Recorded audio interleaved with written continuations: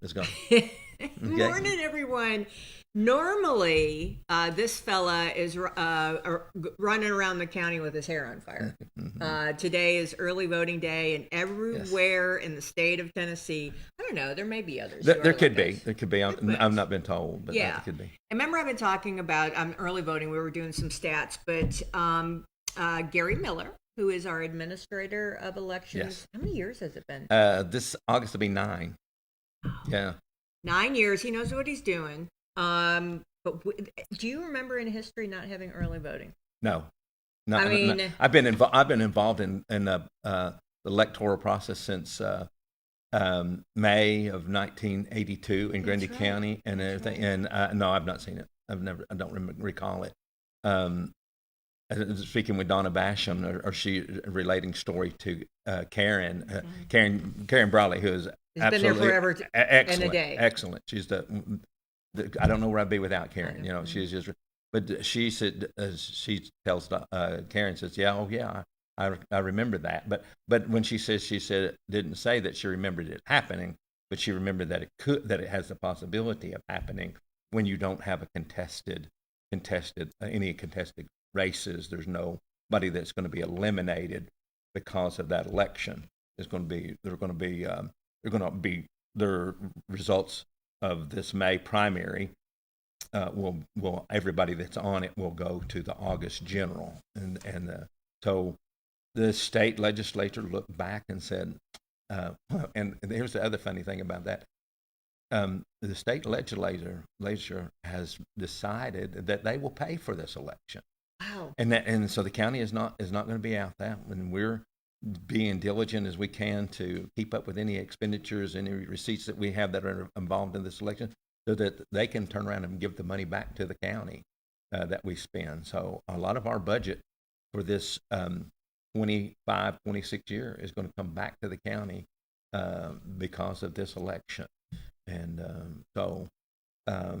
that was one of I think that may have had some influence. But we had both parties, both the Republican and the Democrat Party, both asked for a primary. Mm-hmm. And I'm not exactly sure about the reading of the law on this, but there's a sort of a directive that if we haven't been holding or having caucuses, then we won't have a caucus, and then that all elections will go through primaries. Well, I think they stopped a little bit short of this in some ways, that they should have said, okay, if you don't have a contested election, you don't even need to have an election in the primary time. If there's nothing contested, we just call the game off, and we'll postpone it to August, because essentially, if every candidate comes in and votes for themselves or whatever, you're That's in. it. You're in. So, and I'm pretty sure we got, if we got a candidate out there that can't get one vote, oof, maybe that's not a good. Maybe it wasn't a good idea to run. But they're going to the August election, and so essentially we're having an election on May the 5th that will be just like a kindness out of my heart type vote Just for to this do it. candidate. Yeah, and I want to, and then it's the other part, that if there's and I've run across a lot of people that are this way. If there's an election that's going to be held, I'm going to vote. Yeah, we vote 3 times this year. Right, and well, a lot of people and we've got one of their administrators up in Fentress County, Joey Williams, and you might know Joey.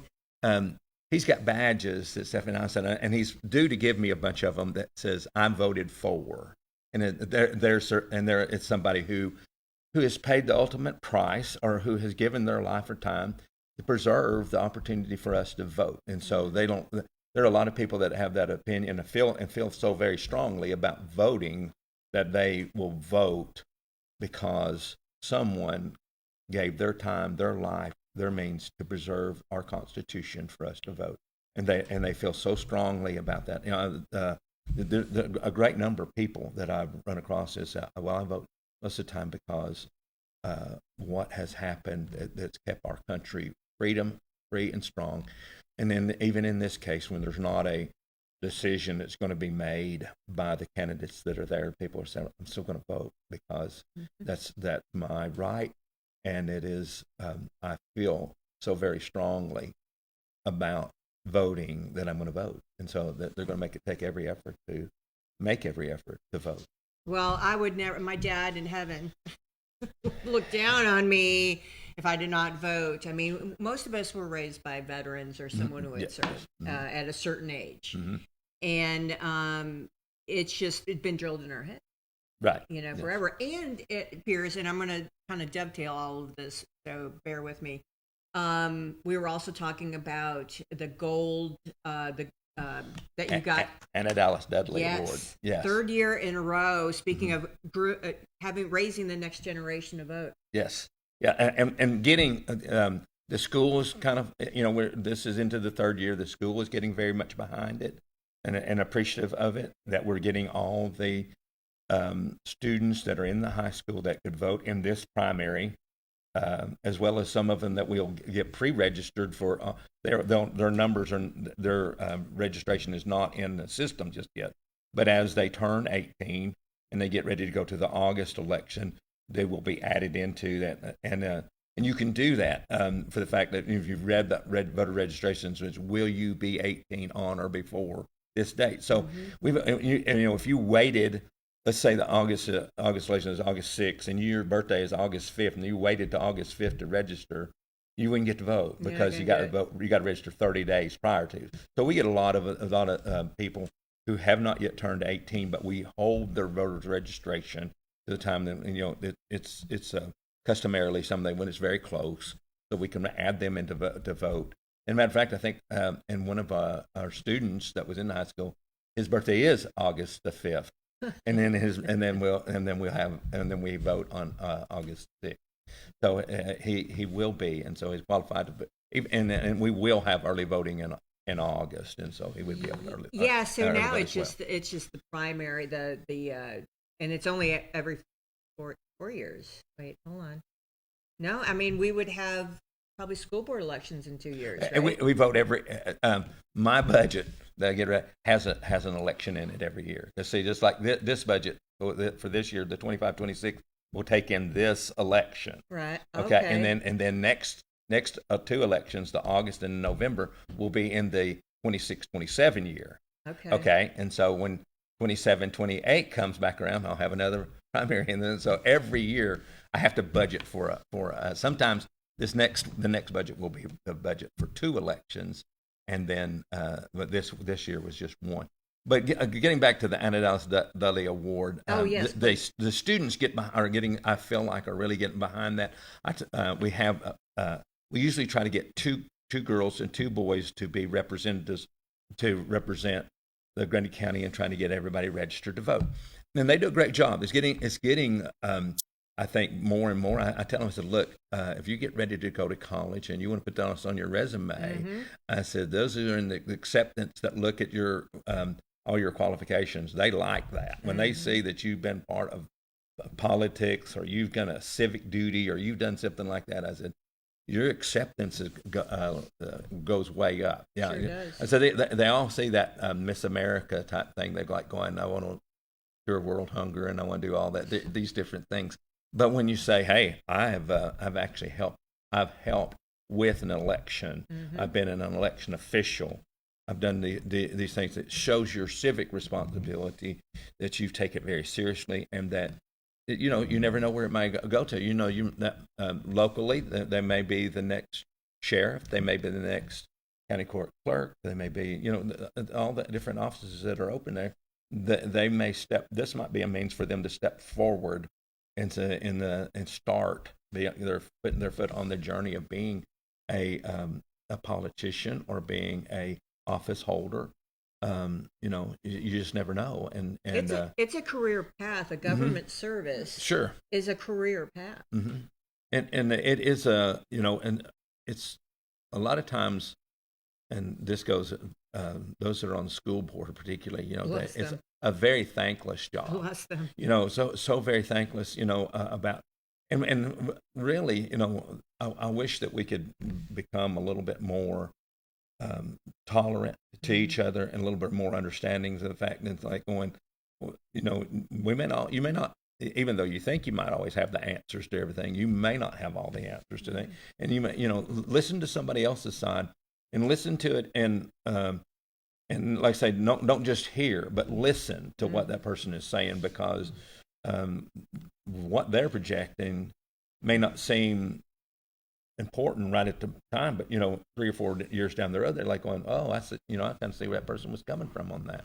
So, I really think that we ought to just, like I say, it's a difficult task, that being an office holder, but I thank the good Lord that we got people that want to step up and be a very positive member of the community and work towards the betterment of our children, or the betterment of Grundy County. Well, I'm telling you, it makes good folks, the vitriol and the ugliness that happens in politics, in elections, in life, make you not want to do public service.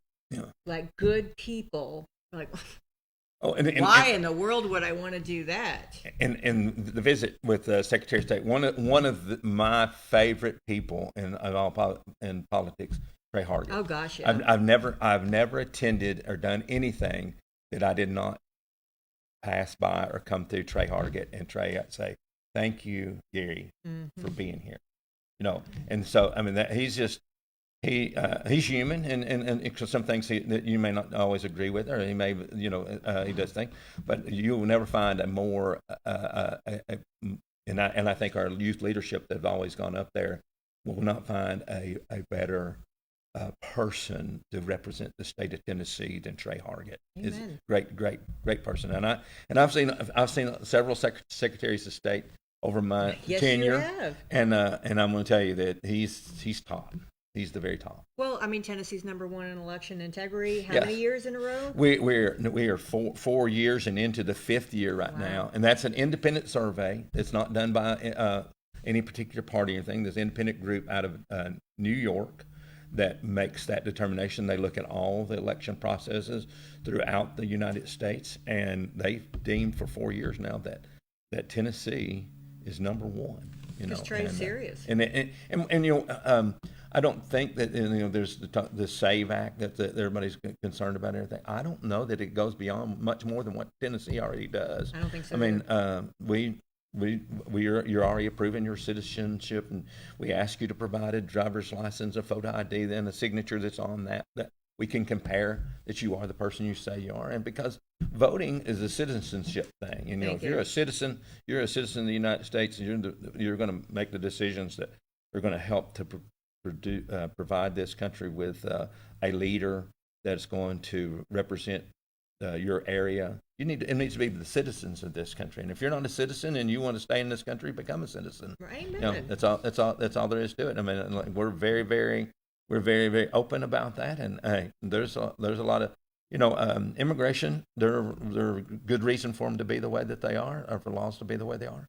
And I think we're right on with those things. And I mean, my forefathers, and they're immigrants from different places, and so that we've all come from somewhere to get here, and but we all have citizenship here now because of them. I don't know where my forefathers were when they came across, or when they came across, but they're here now. I've been here. I'm multiple generations since that time. Yeah. All right. Wow. A couple things since I've got you in the hot seat. Well, not hot seat, but the chair. I nab them. I have to go to the courthouse to go chit chat. So people have been talking about growth and people moving in, etc. Has our voting rolls increased? What do you see the trend on that? Yeah, we've got people that have come in here. We got people who've moved here from different countries that maybe have been in somewhere else in the state or somewhere out of state, but have gotten their citizenship here now. But we're not being overwhelmed by it. We're closing in. We're hanging right close to the 9,000 registered voters in the county, and but they, but as far as just being a run on us, no, there's not. I don't really believe that we've got a run where we're getting extreme numbers. It's just pretty much maybe elevated just slightly, but not tremendously or nothing that would prompt you to think, oh, somebody else is going to come in and change the way we do things and stuff, and that's not happening as of yet. I mean, Marion County, bless their hearts. Yeah. All right, let's walk through the process, because most of us, we were looking, like I said, through the numbers. I can't remember, was it 2020 election? 59% early voting. You know, we are early voters, but there's a way. So we're day of, we're May the 5th. Right. Get that through your May 5th. We're going to vote one time. For folks who early vote because they, for whatever reason, what are what can they do? Okay, there are different opportunities. If you feel like the day of election is just not going to work for you, and you can request an absentee by mail process, in which you would vote, and there's you're going to be out of the county on that day, or you're already past age 60. Oh, 60 is it? Wow, I could get one. Once you're 60 years old, I didn't force that. I didn't force that by no means, but yeah, I'm gonna. And we're elderly. Yeah. Well, I want you to know on election day, and normally I would early vote any other time, but because I can't vote election day because I'm going to be in the office and can't make it to my precinct, I've requested my absentee, and it's done. And believe me, it went through the mail. It went to the postal service. The mail. Just like but I want you to know that that's another issue. The postal service here on top of the mountain is taking strides to the point where if it's something that's staying on the mountain, they're making every effort, of course, to cancel the postage on it, because it goes to Chattanooga and go, because it it can leave the mountain sometimes in the process of all the mail and get stuck somewhere. So if it's on the mountain now, and especially if it's a ballot, and we can track if you've requested an absentee by, we can track that letter where it went, where it got to, and everything. It's like an air tag. Yes, and live 360. So yes, and so we encourage people, especially if you have a hard time standing or staying in line and everything, and you meet some of these criteria. If you're a CDL, you have a CDL license, you're over across the cross-country truck driver and everything, you're not going to be here.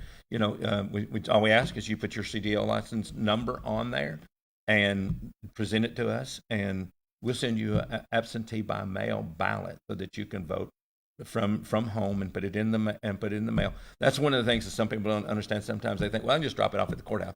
No, you can't. It's. You have to mail it. You have to mail it. You cannot drop it off at your office. Because it is what it says is absentee by mail, and it has to go through the mail system.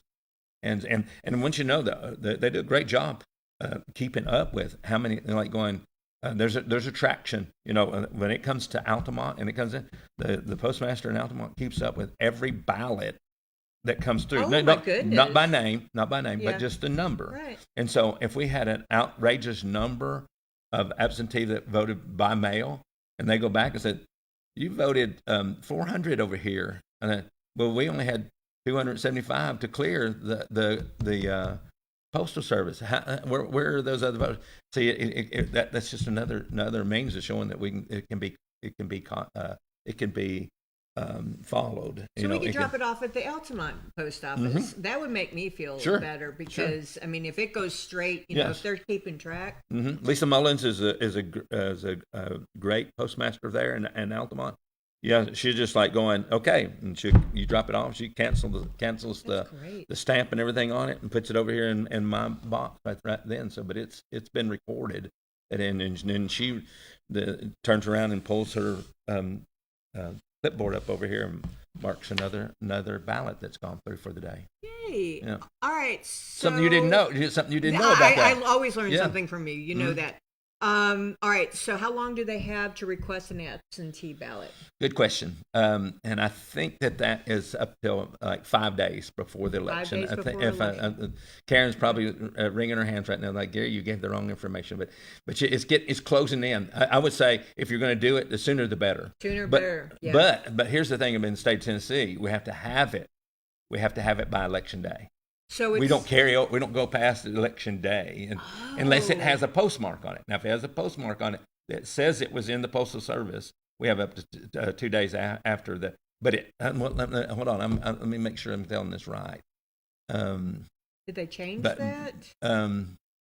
there are certain provisional things that we can do. No, I guess I'm pretty much wrong on that. It has to be. We have to have it the election day. Yeah, I thought they changed yeah, that. I think we do. We have to have an election day. That's what some of the other states are getting into the problem with. They're accepting ballots weeks later, and you can't do that. You know, can't do that. What I was confused with was voter registration. Okay. If you're a voter registration, you had a cutoff date of April the 5th.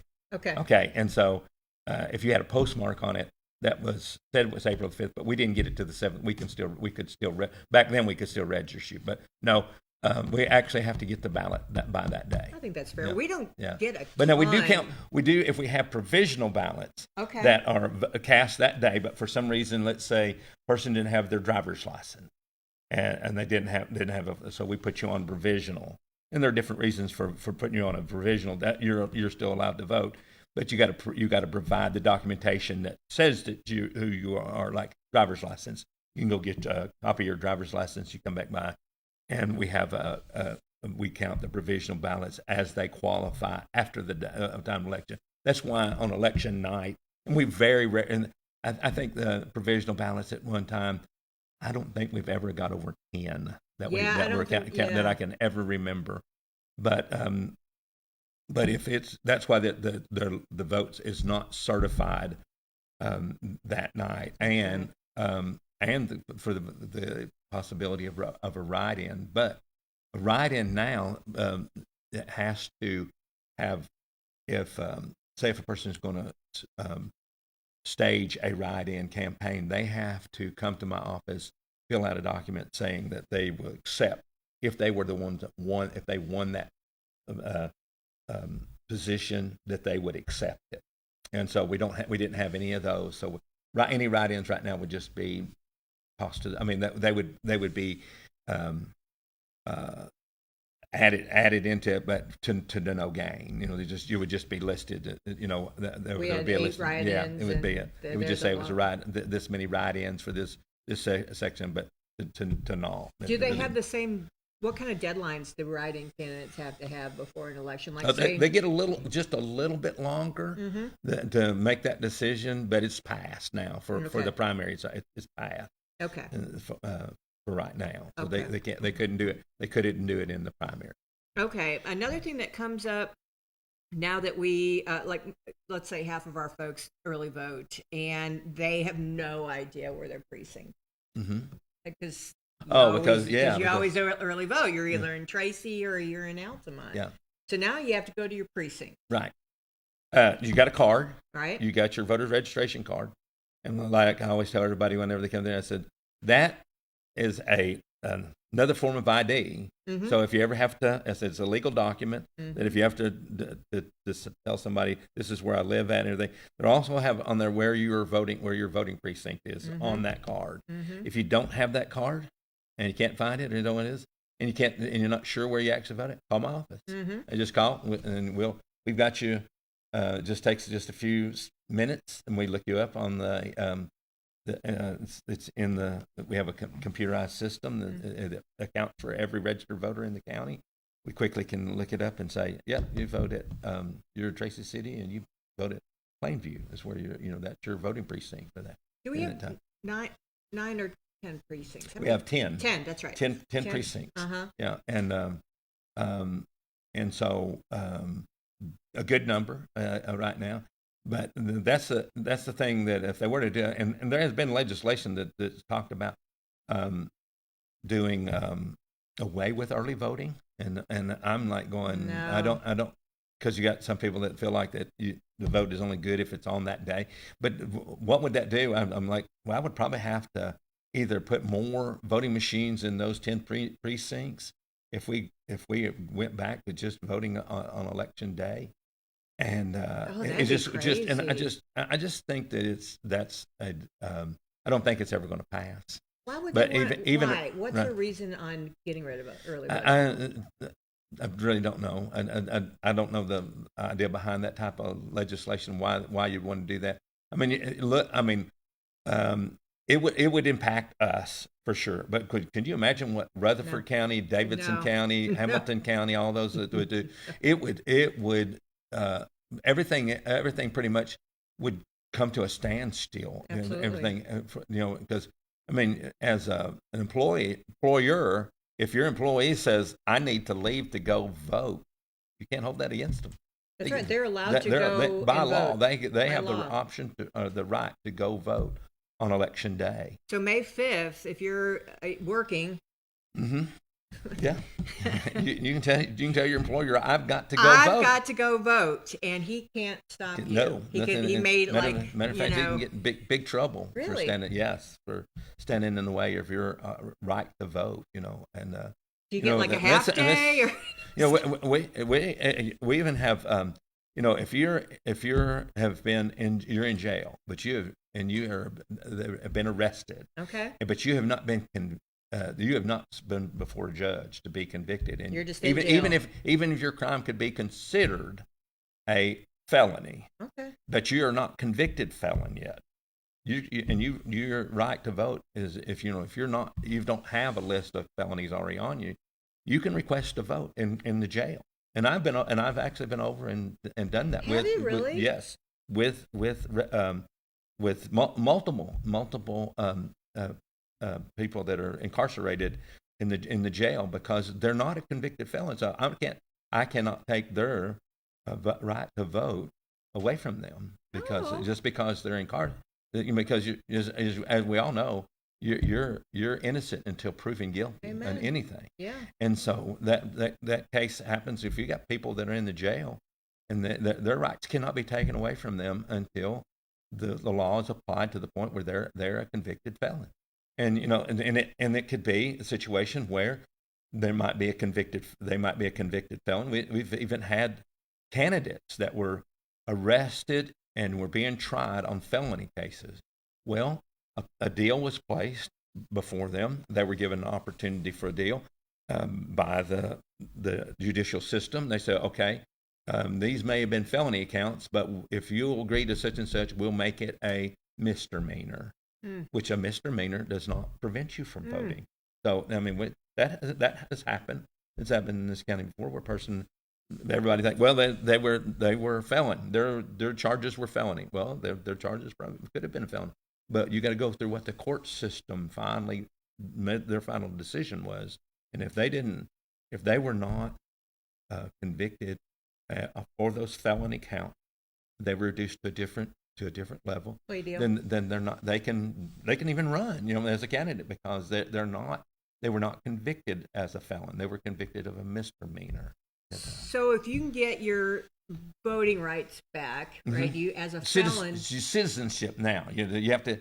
At one time, you could get your voting right, Yeah. but I think July 2024, 23, something like it changed. You have to get your citizenship back now, and to get What in the world? because it was an interpretation of the legislation at that time that they thought you could just get your voting right back. Yeah. Not anymore. You got to get your citizenship back, and therefore you've got to.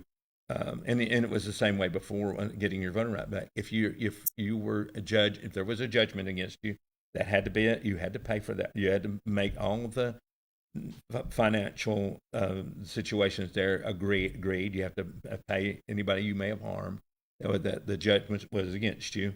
You must serve all the time and the probation and everything else, and then you appear before you. More times than not, you get an attorney.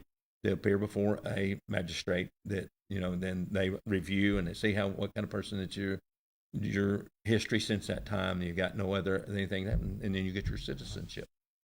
So if you're a felon, you don't have citizenship? You are here and you are, but you're a citizen that's got a felony account, which Felony, so you're still a citizen. You're still going to pay taxes. We're looking at April 15th today, so Yeah. So you're still going to pay your taxes and stuff, but you're a convicted felon, and you're right, just that right. Just that right. That it's been hampered or prevented. You're preventing you from voting because you're still a citizen. You just also happen to be a felon too, and so you can't.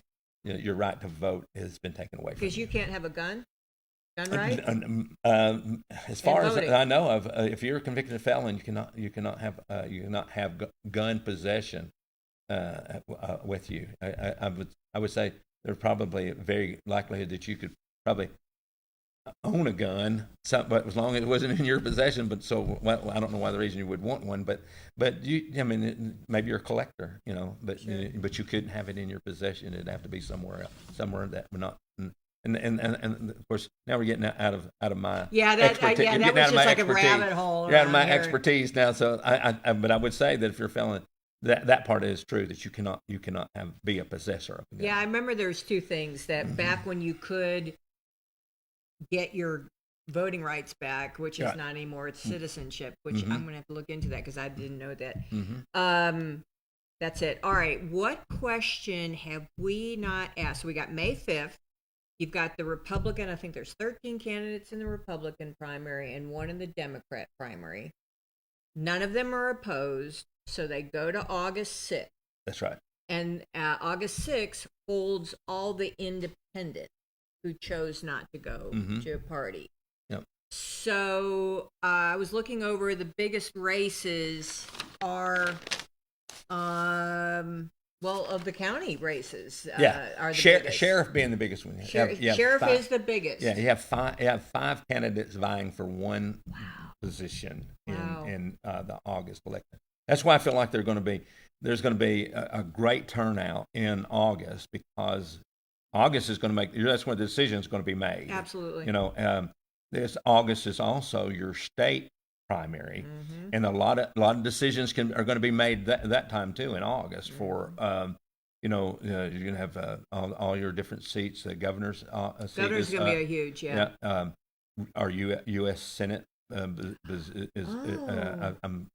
pretty sure is Haggerty. Haggerty's position is open. And of course, our other state senator is running for governor, so she's not, her term is not up as U.S. senator, but she is going to run for governor.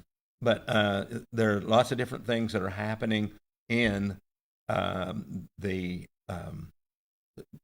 August. The August election is going to be very, very huge.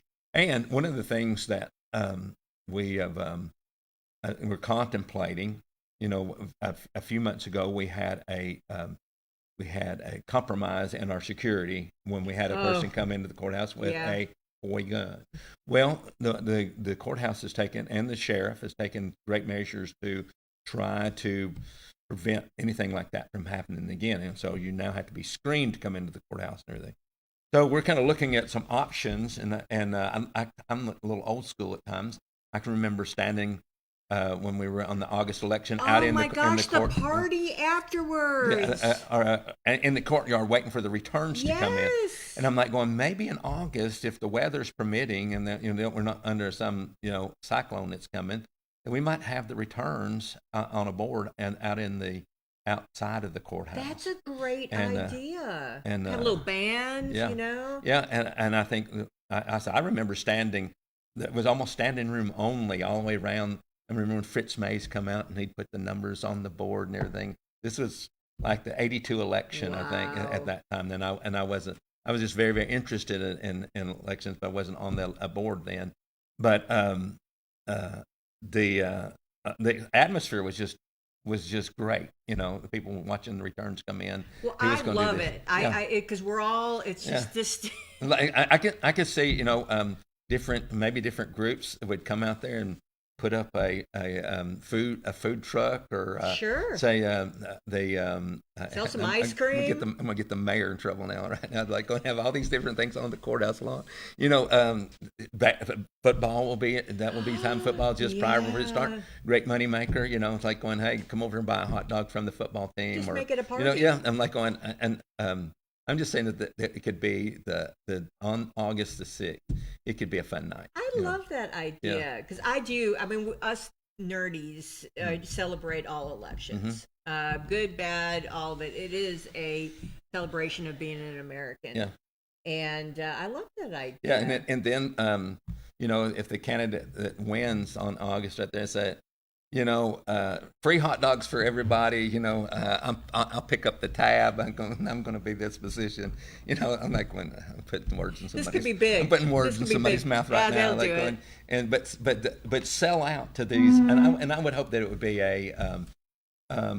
it would be one of our programs, Sure. athletic programs or something where there's the cost of running and operating those things. I mean, like a high school football player, Oh, yeah. before he ever takes the first practice and everything, you're probably out $600 to $1,000 per player because of the equipment, the insurance, all the things that are involved in it. And you say, well, gosh, there's only 40 kids out there on that team. And like going, yeah, but you're probably talking about $40,000 right there alone. So it's a very expensive venue right now. Parents are bombarded by it. I mean, it's a very expensive, and we've seen that things are just that everything's up. Everything is costing people.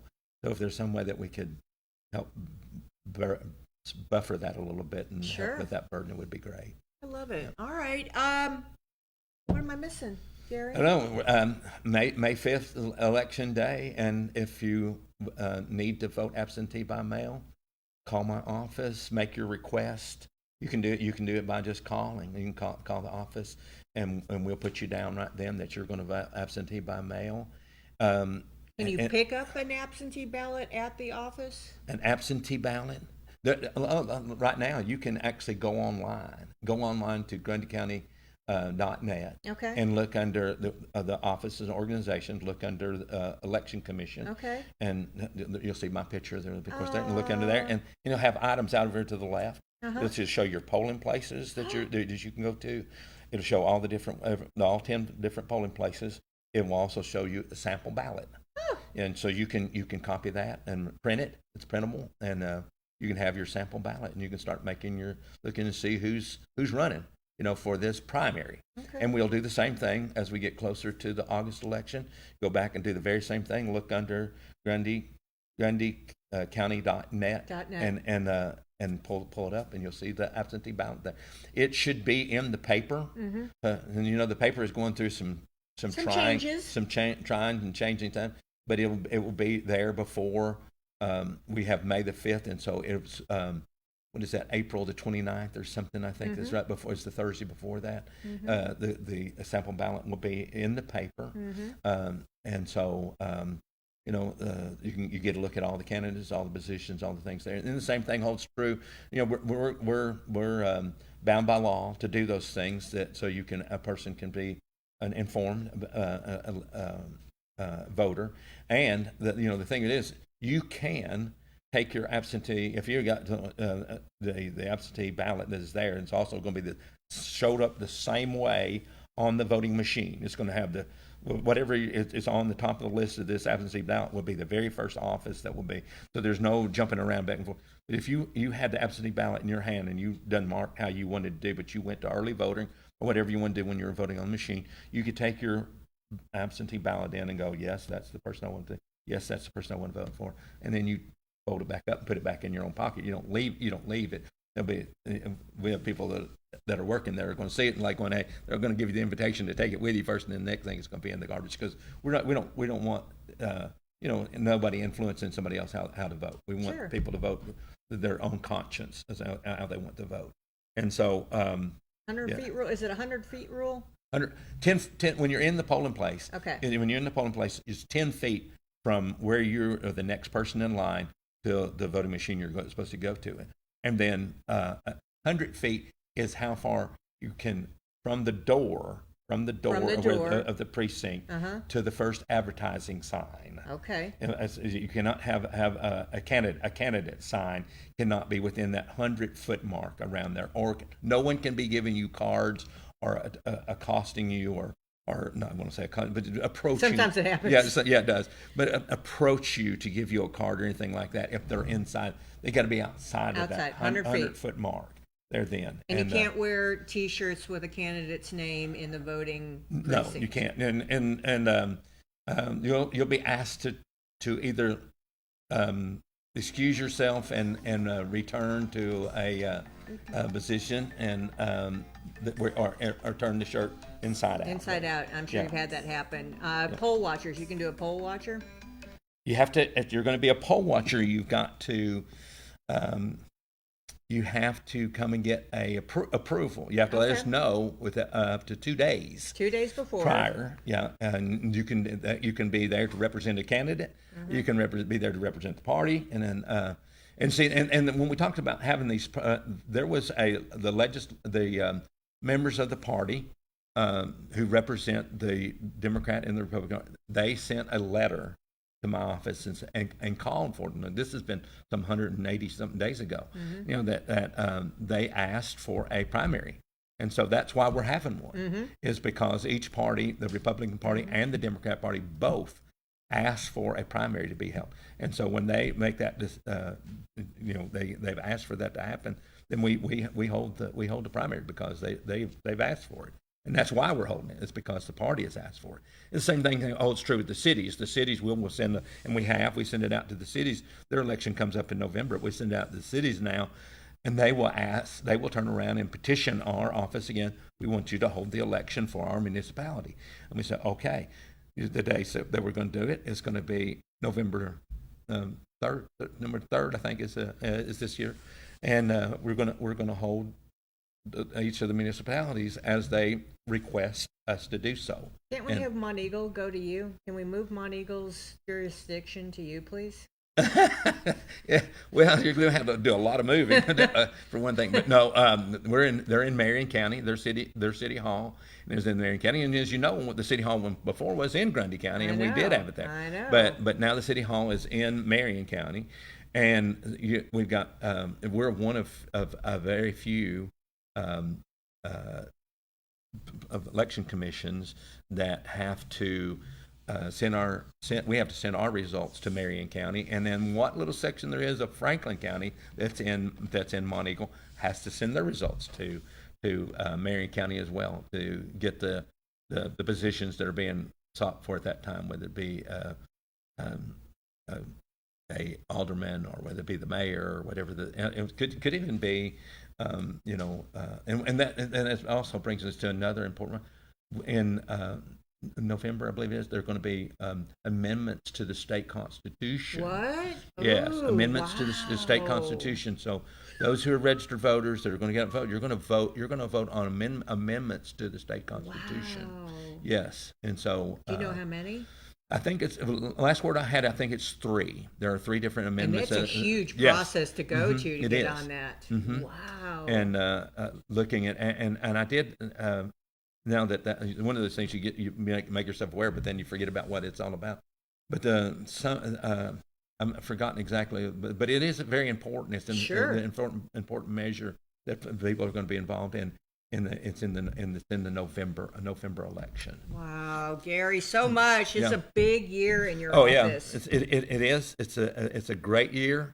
It's things that if you don't like, like I always said, if you don't like the way things are going, guess what? You got election coming up. Yeah, election coming up. And that's your prerogative and your choice to make a change. Yeah. And if you're happy with the way that things are, or you're happy with this candidate, go vote. And that'll make the difference. I think you've got some information there. I think, did we vote 74, 70? It was crazy. Or 70 in the presidential election. Yes. 2024. In 2024, we had one of the highest return elections we ever had. We were in the 70s. Yeah, I'd like to see that again. I'd like to. Wouldn't that be nice? Yeah, it would. Because I really feel like people should get out and vote. Because if you don't vote, you're complaining about something should fall on deaf ears if you don't go vote. Well, ours will be a low turnout for May 5th. Just Oh yeah, because I think every it's courtesy. yeah. So if you had to guess, Gary and I do this all the time. Yeah. If you had to guess, what percentage of voters do you think will come in May 5th? I'm hoping for. Okay, our goal. What's our goal? No, I'm gonna say it's gonna be in the 20s. Okay, Yeah, 20s. I'm gonna say probably I'm gonna guess say about 26%. Something. Okay, Like all right. You have Yeah. great confidence. Yeah. All right, that is awesome. Yeah. And then the last thing I'm going to ask is a shout out to, let's see, who's your election commission? Oh, one that's been there the longest, Montego resident here, Louis Ladd. Louis Ladd, yeah. Louis has, and he's been there the longest. Next in order, as far as time goes, let's just go by age. Okay. It would be Wayne Harris. Wayne. Would be next. He's the chairman, isn't he? He's the chairman. He's a representative. He's of the Republican Party. He's the chairman. Then next would be Michael Gibson from Tracy City, and then next person of longevity on it would be Ashley Meeks, who represents the Republican Party, and Vanessa Elijah, who is a move-in, but our Texas sweetheart. We'll take Texas. Yeah, and she's her daughter got the big valedictorian at high school. Did she get? Was she valedictorian? Was it valid or? She's one of the two. She's valid one or of the saluted. two. One of the two. I want to say she was the top one. But I want to that they may be appointed by their party to be, but we serve as a unit. Sure. We work totally for the benefit of Grundy County, and we lay all our positions, our personal positions aside, and we uphold the law. The law of the election is what we all seek after. It's what every person is dedicated to do, and to uphold the Constitution of the United States and the Constitution of the state of Tennessee. That's what this election commission strives to do, and we got great people that work in the office. So let's talk about our win beneath the wings. I would be, I would be making circles around the courthouse out there if it wasn't for Karen Brawley and Tasha Church. Two of the very best. Tasha also serves as a machine tech, and she's also assistant deputy to us and everything. And the two of them together, they're the one that keeps me in compliance with everything that the state wants done. Those two are excellent. They have been there. They've been there longer than I have been there. Wow. Both of them were a part of the election process before I ever came on the scene. Now, if you go back to before I became the administrator, we'll say. I go back to being a election commissioner back to '82, which was prior to them. But as far as being the administrator, both of them were working in the office with Donna Basham before I came along. So Donna. you can hey, Donna. I learned a good I guess a good process or the way to process stuff is you may not be the smartest person in the world, and people that know me know that I'm not. But I surround myself with good people. Absolutely. And that they make up the difference. They're the ones that that we work together as a team. I'll have to say that every one of those people that we were just now talking about by name work for the Grundy County, the people in Grundy County, to preserve and make their elections honest, and that we don't take any favors. We don't have our favor. We want to uphold the laws of the election. That the person who the people voted for is the person that they get that wins the election. We want to be in all greatest of honesty, and that I think that at a time elections, I can't give any instances and wouldn't, because I don't know of anything but I would say that there would be people that think that, well, this happened such and such so many years ago. They've been in Grundy County a lot longer than I have. That they felt something got stolen or taken away from them. But I'm going to tell you right now the process for that to happen now would be greatly in depth. It would take a whole lot, and that's why they say the state of Tennessee is number one in voter integrity, because if you follow the steps that the coordinator of elections has put in place for our elections to be held, you're to get it overturned or do something crooked, you're going to be found out. Yeah. And we got a crew that wants to be straight up about everything. They want to be exactly right about everything. Yeah, and that's why it's like a weight off my mind always, because I've been involved in elections since I was probably born. But there was a time in my life that, well, here I've never had to worry about. Right? There's other places that just stress me out, but I can't do anything about it. But I know home, we got it. Hey, and let me not leave out Donna, because I followed her up. But Donna was one that was a very, very professional, very direct about following directions that she got from the state to make the election commission and the commissioners that served during that time to make elections as good as they are. And it takes, you got 95 counties in the state of Tennessee. What does that mean? You got to have 95 groups of election commissioners that have got that in their heart and in their mind to do the very best job that they can to be, because you just, to have integrity, state integrity, everybody's got to be following the same orders and doing the same things. And I put that directly to Trey Hargett and Mark Goins, and their staff, Andrew Dodd, and all the ones that are there. You're having some timers, Gary, aren't you? I'm trying to think of my one of my favorite people at the state election committee office, and I can't think of it right now. But they're good, and all we got to do is reach out to them, and they come back with the answer, to everything, the way they like when they say, here it is in the law book, and here's this is the way that it. Beth Henry Robertson. How could I ever forget about